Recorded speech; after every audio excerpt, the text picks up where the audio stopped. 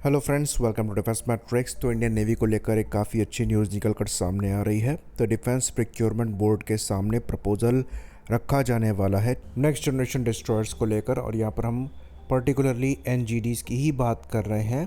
Project 15 सी class के destroyers की बात नहीं कर रहे हैं, जिसके बारे में आपने न्यूज़ सुनी होगी।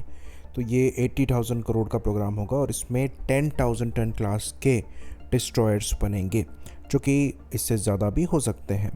और यहाँ पर लाइकली प्राइवेट सेक्टर का इन्वॉल्वमेंट इनकी मैन्युफैक्चरिंग में हो सकता है, और पहला डिस्ट्रॉयर जो है ये आपको 2034 में मिल पाएगा। और यहाँ पर कोशिश करी जाएगी 100% इंडिजनाइजेशन लेवल को अचीव करने की।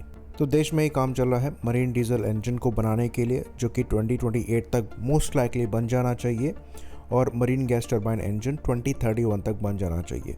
इन दोनों के साथ मेन जो प्रोपल्शन को हम इंपोर्ट करते हैं वो भी बंद हो जाएगा, और इन नेक्स्ट जनरेशन डिस्ट्रॉयर में हमारा खुद का प्रोपल्शन सिस्टम लगेगा। तो ये एक्चुअली सही टाइमलाइन है, क्योंकि जो हम इंडिजिनस सिस्टम्स बना रहे हैं, चाहे ये गैस टर्बाइन इंजन हो, डीजल इंजन हो, या फिर वेपन्स हो जो कि इस डिस्ट्रॉयर में लगने वाले हैं, उनकी डेवलपमेंटल टाइमलाइन भी इसके पैरेलल में ही आती है। इसमें नेवल वर्जन होगा प्रोजेक्ट कुशा के इंटरसेप्टर का, लाइकली M2 के इंटरसेप्टर का, जिसकी वजह से 250 किलोमीटर की रेंज में टारगेट इंटरसेप्शन की कैपेबिलिटी आपको इन डिस्ट्रॉयर्स के थ्रू मिलेगी।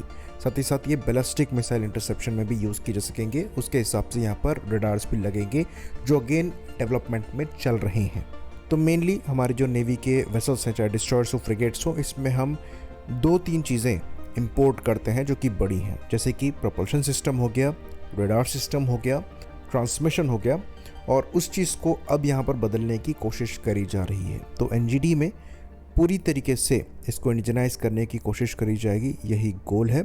वेपन से लेकर प्रोपल्शन से लेकर रडार तक सब इंडिजिनस होंगे, और इन सब की जो डेवलपमेंटल टाइमलाइन है ये 28, 2030, 2032 के अराउंड की है। तो अगर 2034-35 तक ये डिस्ट्रॉयर रोल आउट करता है तो इन सभी सिस्टम्स के साथ ये लैस होगा जो हम पैरेलल में बना रहे हैं। और इसलिए इस प्रोग्राम में थोड़ी डिले करी गई है, और कहा जाता है कि इसका डिज़ाइन इसलिए फ्रीज नहीं किया गया है, इस पर अभी भी काम चल रहा है। तो सब सिस्टम्स डेवलपमेंट में है, तो उसके हिसाब से ही आप इसको डिज़ाइन करेंगे। तो डिफेंस प्रोक्योरमेंट बोर्ड के क्लियरेंस के बाद एक तरीके से प्रोजेक्ट को ग्रीन लाइट मिल जाएगी, लेकिन डेवलपमेंट में अभी समय है। अभी जो चीज़ डेवलप होने वाली है वो आपके 4 डिस्ट्रॉयर्स होंगे, जो कि प्रोजेक्ट 15 चार्ली क्लास के होंगे। तो प्रोजेक्ट 15 अल्फा में आपके कोलकाता क्लास है, ब्रावो में विशाखापट्टनम क्लास है, और सिमिलर क्लास आपके चार्ली होंगे, जो कि कुछ एडवांस होंगे विशाखापट्टनम से बहुत ज़्यादा, लेकिन डिफरेंस वहाँ पर नहीं होगा। तो डेवलपमेंटल साइकिल जो है वो बहुत लंबी नहीं खींचेगी।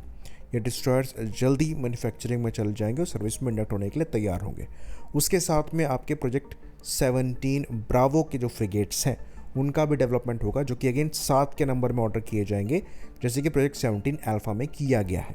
और इन दोनों ही प्रोजेक्ट में जो एग्जीक्यूशन है वो तेज़ी से किया जाना है। तो वहाँ पर जो टाइमलाइन है ये RFP की 2027 की है। Construction with in 3 years start करना है, फिर डिलीवरीज के स्टार्ट होने में 3-4 साल आप और ऐड कर लीजिए, तो करीबन 7 साल तक आपको लग जाएंगे, और 2031-32 तक आप इसकी डिलीवरी स्टार्ट होगी, ऐसा मानकर चलिए। सिमिलर टाइमलाइन आपको प्रोजेक्ट 17 ब्रावो में भी मिलेगी।